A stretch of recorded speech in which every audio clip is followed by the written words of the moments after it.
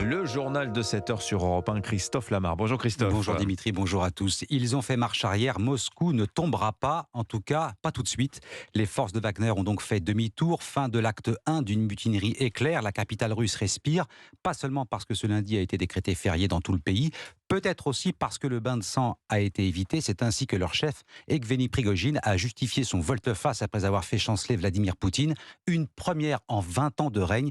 Et pour la première fois, le maître du Kremlin n'a pas éliminé son opposant Nicolas Tonev. C'est peut-être parce qu'il est devenu trop grand, trop encombrant. Oui, parce que le Kremlin, en fait, a beaucoup donné ces dernières années à Evgeny Prigojine et à ses hommes. L'Afrique, avec cette délégation de pouvoir au Mali, en Centrafrique. Prigojine à la main, car Moscou, officiellement, n'y est pas présente. La diplomatie russe est donc privatisée sur place, sans compter les revenus des mines. Se débarrasser de Prigojine, c'est mettre en danger cette présence sur le continent.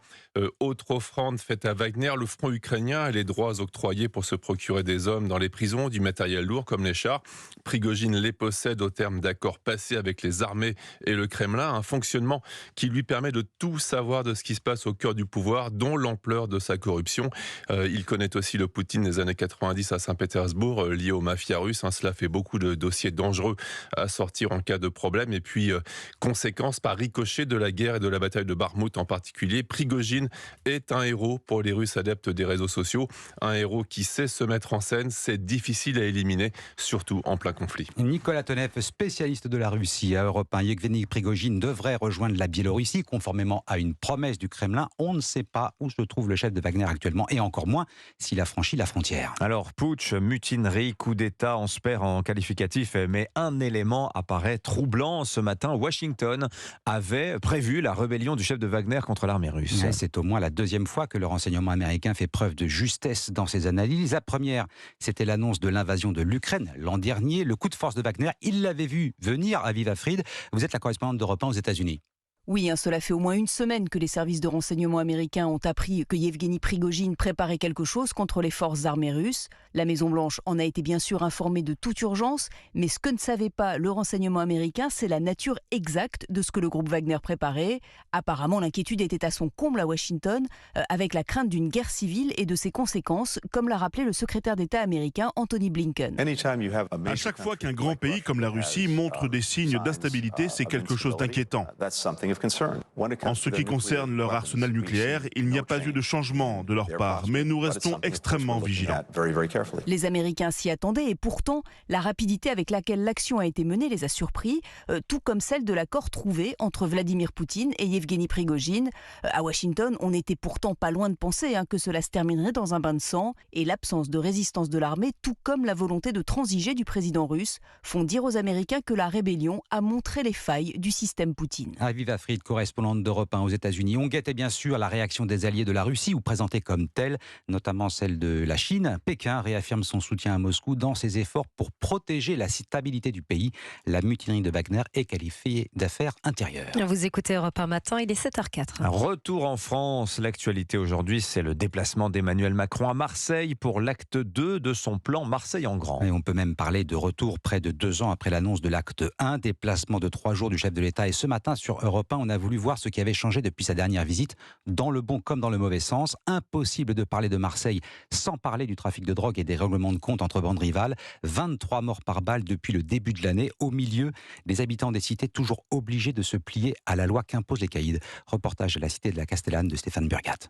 Des rangées de caddies barrent l'entrée principale. Un adolescent laisse passer les véhicules autorisés. Une scène qui fait partie du quotidien de cette habitante. Si c'est pas quelqu'un du quartier, ils ouvrent le coffre pour voir s'il n'y a pas quelqu'un caché dedans. C'est plus pour la police, pour que quand ils arrivent, ça les bloque et qu'ils aient le temps de partir. Tous les jours, ils jettent le caddie par terre et courent et fin de l'histoire. Après ce portail filtrant, la circulation est réorganisée à l'intérieur avec des chicanes. Une des entrées est même obstruée avec des gravats. Mais la cité de la Castellane n'est pas la seule, selon le commissaire Étienne Loisel, chef de l'antenne Eau-Faste marseillaise, au micro de William Molinier. Les palettes, blocs de béton, on a un système artisanal, ça a créé des points d'entrée uniques qui permettent pas aux services de police de pénétrer par l'ensemble des ouvertures normales. Un phénomène qui se développe depuis 2 ans, conséquence, selon la préfète de police Frédéric Camieri, de la multiplication des patrouilles. C'est l'action de la police qui mène les trafiquants à devoir se réadapter en permanence, à parfois élever leur niveau de défense. Et malheureusement, parfois, ils ont tendance à le faire payer aux habitants eux-mêmes. Car au final, ces réorganisations sauvages de la voirie gêne indifféremment la circulation de tous, y compris des véhicules de secours. Marseille, Stéphane Burgat, Europe 1.